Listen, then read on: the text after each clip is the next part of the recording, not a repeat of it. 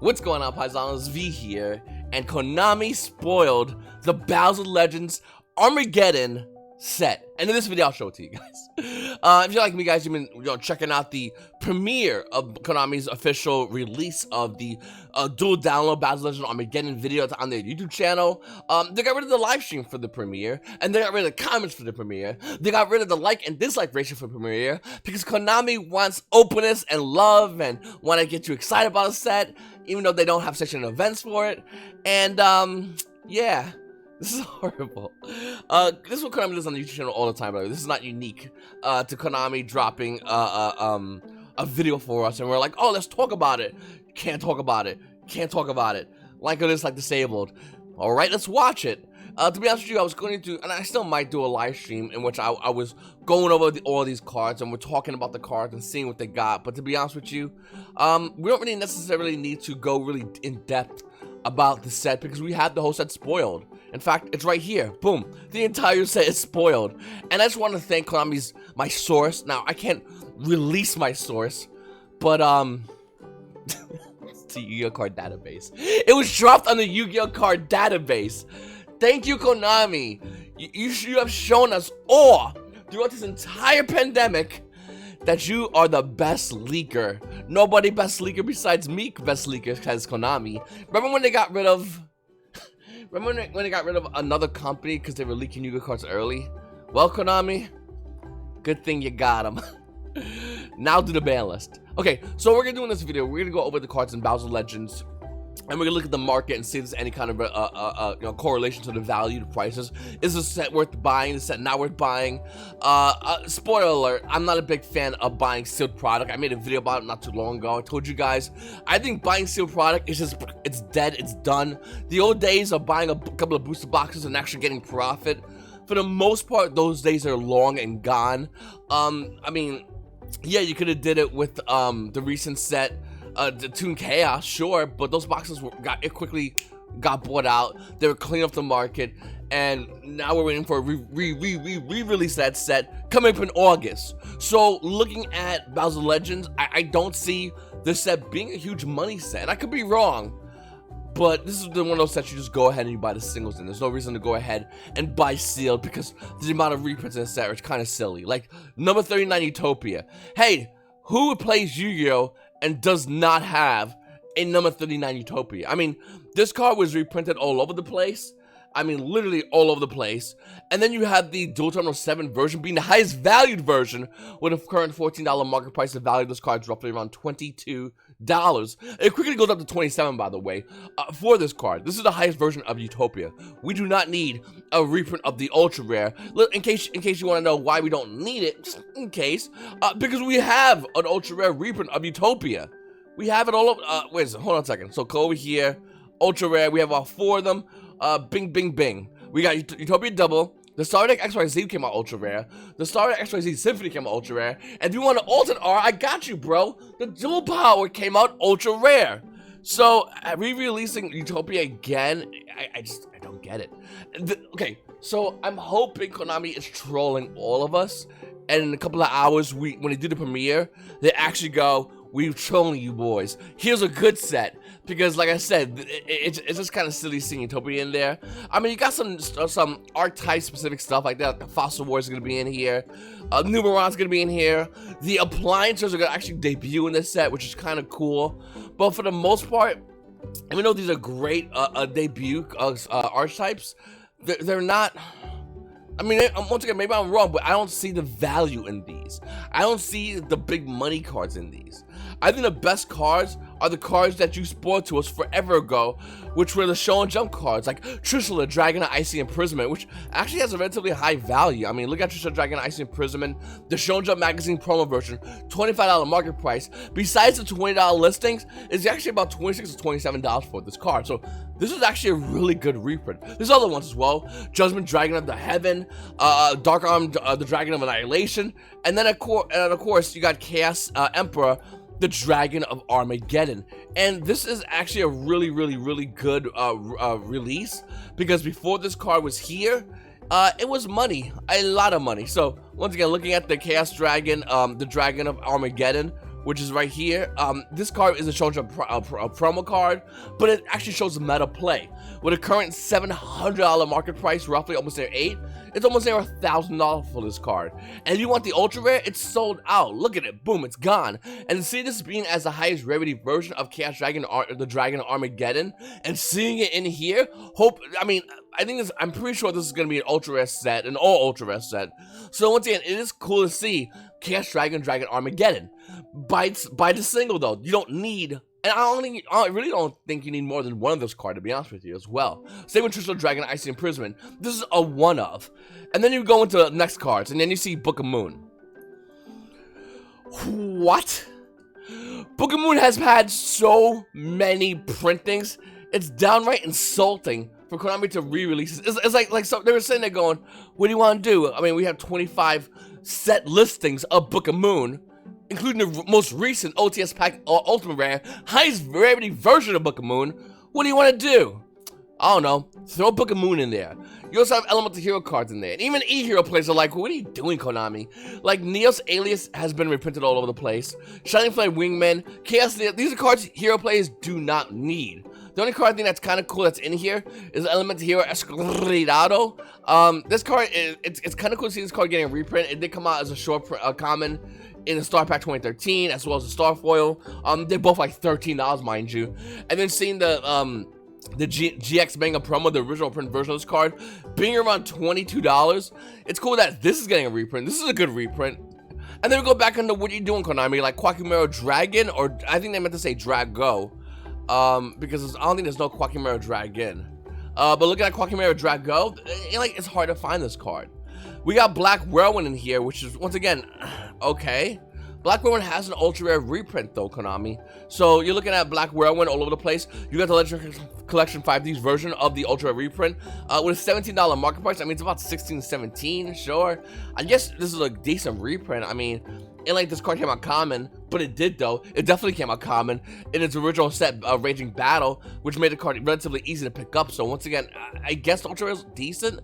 You got a Blackwing Crystal Cracker Dawn, which is probably the only like ultra rare version of this card. Like, yeah, I'm glad we're getting this because Blackwing Crystal Cracker Dawn, it came out in premium gold with $11 market price and it's roughly around $9.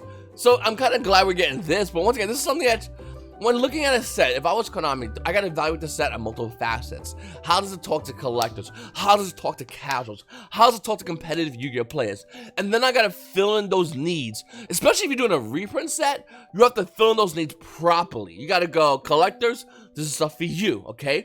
This is stuff that's relatively hard to get. We're gonna reprint it, or there's stuff from the TV show, and we're gonna feed you. Boom, there you go. Eat up, little duckling. Okay, casual players. I mean, and I think it's relatively easy to take care of casual players. You release these deck core stuff, and I mean, once again, Konami has always been doing this, so it is kind of cool and easy for casuals. Competitive Yu-Gi-Oh players. You want Blackwing stuff? Like, competitive Yu-Gi-Oh players don't care about that.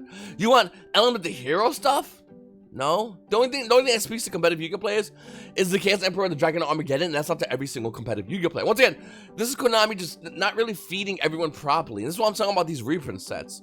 You also have also a Blackwing Sahoya, the Rainstorm, which is kind of cool. Once again, I'm a Blackwing fanboy, so I'm gonna get this card, but just buy online. It's not gonna be that expensive.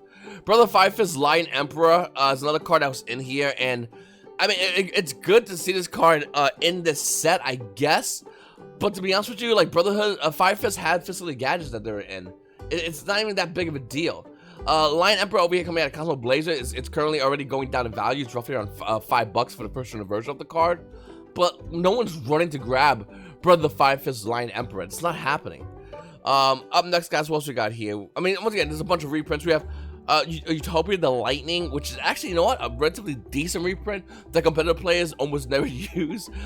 Even regular Utopia the Lightning. But it's cool to see because Ultimate Rare Utopia Lightning is still going to be valued, by the way. $44 market price. It's about $47 to $49 for the card. That's a good version. And if you want other versions, including the Ultra Rare that came out as Zexal promo, well, that's about, you know, $9. I mean, it was roughly around $18. Utopia the Lightning recently came out in, what, Legend Kaiba. And that card actually is a decent amount of money. It's about $12, $8. So it's cool to see Utopia the Lightning get a reprint, even though it's not really used as much. You're also getting Obedient Schooled, getting in this set, which is good. I mean, that's, you know, a card actually you players kind of wanted. Mecha Phantom Beast O-Line is another great card in this set. But the thing is, like, we knew about this already. This wasn't a shocker. We're like, okay, great. No more $17. Was it $17 for the rare version of Mecha Phantom Beast O-Line, I believe? It's like 17 to 18. Yeah, it's already getting thrown on the market. Like, it's good this card's getting a reprint, sure. Madoche Angie is getting a reprint. It's another Madoche card with the reprint. Great job, Konami. Seriously, I'm glad this is getting a reprint. This card was hitting some dumb numbers. But the problem is, Madoche players and Madoche value always just, it shifts. Like, for a while, it was putting Stitch Chocolate out of mode. It was Magelline, and they both got a reprint. And now we're seeing Angie get a reprint. And welcome to your new expensive Madoche card, which is going to be Madoche Hoot Cake, a super rare with a $13 market price. The original print coming out of Lord Tachyon Galaxy with a $13 market price is roughly around $14 to $15. Value shifts. Then you got Artifact Ignition and Artifact Sanctum, which I'm kind of glad these are getting reprints, sure, but once again, not that big of a deal because they've been out for so long. The players that wanted to have these already, so it's just good to see an ultra reprint. Necroza Gungnir, okay. Dragon Buster Destruction Sword. It's almost like Konami's like rewarding those who played this dank card. It's almost like Konami's going, this $5 common. This card is so broken. What can we do? We could end the Banlist. We could do that, but come on. I want money first, baby. So they reprinted it. Then we have Invoke stuff. We have Invoke Caliga, don't need that card. Invoke Radiant, which is a couple of bucks, sure. Invoke Purgatory, a couple of bucks. Invoke Elysium, not value-wise. And then they have an Invocation reprint, which once again, I'm kind of excited about, to be honest with you. Now, I personally don't need these. Once again, these are kind of things that if you wanted it already, you would already have it. But looking at Invocation, it is an expensive card. I mean, the Ultra Rare at OTS Total Pack 6 is roughly around 82 bucks. I mean, it's definitely $100 market price, but still $82 for this card. That's relatively expensive still. The Secret Rare version is with a $38 market price, is roughly around 29 bucks. All right, cool. And then the Super Rare, which is going to be valueless soon, is currently roughly around $19 with a $29 market price, so having the biggest drop. So it's cool to see the invoked values drop a bit. I mean, Radiant was what, $4, $5, so it's cool to see this card get a reprint. Purgatrio was another one, $4 or $5, so it's cool to see this card get a reprint. So I'm glad, like, some of these, but like, you could have reprinted Mechaba again. Like, yeah, we have the super rare, but having an ultra Mechaba, that's kind of cool. You could have reprinted just anything else. You could have reprinted, hey, what about this guy? Alias Invoker Madness, with only one secret rare printing coming out of Shadows of Valhalla, with a damn near $20 price point. You could have reprinted this. But, yeah, I'm glad we got Elysium. Then you got Commeratech Mega Fleet Dragon, and every second Dragon player goes, yay! Like, sure, I guess. Yeah, I mean, it did have only one printing, so, I mean, $7. Okay, I guess that makes sense. Secure Garner, Forward Skipper. I mean, one thing, Secure Garner would have been great around Shadows. Nobody cares about the card anymore. Danger Jackalope being in here. And that's great because, you know, we haven't had a reprint in about, I don't know, a year. Literally, a year. It came out, highest rarity, by the way. Prismatic Secret Rare in the 2019 Gold Stock Megatins. It's roughly around $5. $5. And the thing about this card is, like, once again, this is the highest rarity. What are you going to do in Battles of Legends? Hey, you want an Ultra Rare reprint of this card? You know, the original print came on Ultra Rare. And we upped the rarity in the last year's Megatin. But, you want it? No. We also have Salamangreat Sunlight Wolf, and this is just way too late in the game to be giving love to Salamangreat players after you just left, right, smack the crap out of them. Also, highest rarity is still going to be the OTS pack coming out of OTS Tournament Pack 10. Super rare. I think that's still going to be the best rarity.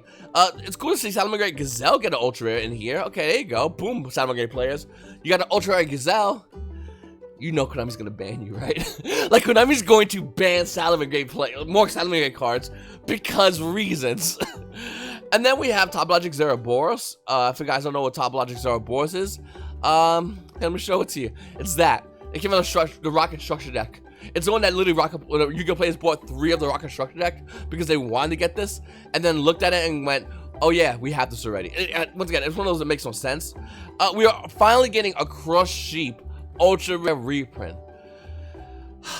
With the original rare version of Crushed Sheep being roughly around, $6. It's cool to see a Crushed Sheep reprint, and then 10,000 Dragons. Okay, so let me explain to you why this is a bad set. because the amount of reprints in this set are astronomically high. The amount of competitive cards in this set are astronomically low. The amount of cards I could have put in this set, man, you could have put another Ultra Infinite Impermanence and gave this set a little bit more value.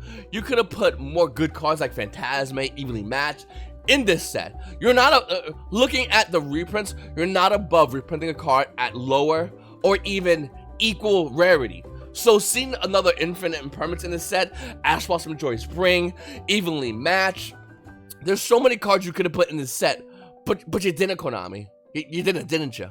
You put Book of Moon in here. Book of Moon in here. Thinking every Yu-Gi-Oh player is gonna have Alzheimer's and go, Book of Moon? Wow, I haven't seen that card in forever. What about OTS 13? Wanna know? Don't go to locals. Book of Moon, huh? I'm in. You put, I mean, I don't agree with this. You put Utopia in this set. Why? Because we printed Utopia Lightning, which we definitely needed, but having Utopia in the set, in case we forgot that, oh, we got Utopia Lightning, but how are we gonna use it without no Utopias, bro? Think about it. I'm like a king drowning, talking to another king who's dying of thirst. I don't got Utopia. Says nobody. What universe or as any Yu-Gi-Oh player do not have Utopia? Seriously. Looking at all this stuff, I mean, you got Quackimero Drago. Why? You got Blackwing cards in here, sure, I guess so. Elemental Hero cards in here, in which Escuridao, that guy, is great. But you didn't decide to put the Elemental the hero monsters that were in the Legendary Duelist set in here, which would have made the set infinitely better. You decided to give us Neo's Alias, Shadow Flame Wingman, Chaos Neos, and I just don't agree with that. It's cool to see Blackwing Crystal Cracker Dawn in here as an ultra rare because the gold rare looks disgusting. Cool. But then you decide to put Assault Blackwing Sahoya the Rainstorm in here. Why, you want to rarity bump Blackwings now? Are you kidding me, dude? Unless you're doing anything with Blackwings, why are you rarity bumping random Blackwing cards? It makes zero sense. Brother Five Fist Line Emperor should have been in literally the last year's version of the Battles Legend set. And then you got Silent Great Starline Wolf, Silent Great Gazelle. Like, Silent Great players aren't gonna like they also have Alzheimer's, and then I can remember that you destroyed them on the ban list, and now they're in fear because you can easily hit more cards, which will definitely kill the deck. I just feel like this is a very lazily done Battles Legend set, and it should not have been. There should have been a lot of other cards in here. I mean, a ton of other cards in here. Seeing Crosshape in here is kind of cool, but you could have made Crosshape the OTS 13 reprint, and Yu-Gi-Oh players would have appreciated that a lot more, being the fact that you made it a short printed rare card. Your last hurrah to all Yu-Gi-Oh players. So even though like this set's not bad, I don't think Battles Legends is a terrible set. I'm gonna say that right now. But I don't think it's a set I'm gonna go in and buy booster boxes in, or even packs. I'm probably gonna skip packs in here, especially since we have Toon Chaos still in circulation. Like, that is the only set you need to care about, is Toon Chaos. There's no reason you should care about anything else in the game of Yu-Gi-Oh right now, even the Battles Legends set, when this is still floating around and this actually has real value. Battles Legends, Konami, you guys shot yourself in the foot by releasing Toon Chaos with collector's rares. Unless you're gonna release some kind of cool collector's rarity in Battles Legends, I guess that would probably hold your set over in value. Unless you're doing that, nobody cares about Battles Legends, and we wouldn't be able to talk about it because you killed the chat, Konami. Thank you once again to Nega Konami, Anti-Konami, OCG Konami going, you're doing a video in which nobody can talk about it at all, and no one can like or dislike it, and they're like, yeah, because emotions. They're like, okay, that's funny. Release the whole entire set. So I'm kind of, whoever releases the card database, release the entire set on it, you are a true hero. You're a patriot to the Yu-Gi-Oh fandom. Yeah, I'm this is something that's always been annoying me with Konami. Comment down below if it annoys you too. Seeing when Konami like does something video-wise and then just does all this, like just does all this, it's just so irritating. Battles Legends Armageddon is a great set to buy singles from, as every set has previously been a great set to buy singles from. Unless they release collector's rares, in which makes the set into a lottery, literally a lottery, Yu-Gi-Oh players are not going to care about the set whatsoever. I think there's a lot of good cards in this set, but once again, you go in and buy the singles because there's no reason to buy seals. You're not making anywhere near the amount of money back that you put into the set. It makes zero sense. And I think that's what you need to do moving forward in a lot of Yu-Gi-Oh sets, unless they have lottery cards in them, like we're seeing here with the Toon Chaos set. Anyway, Paisanos, I really appreciate you guys watching my video. Please make sure to subscribe, hit the like button. Your boy V and YGOPaisano, have a great day.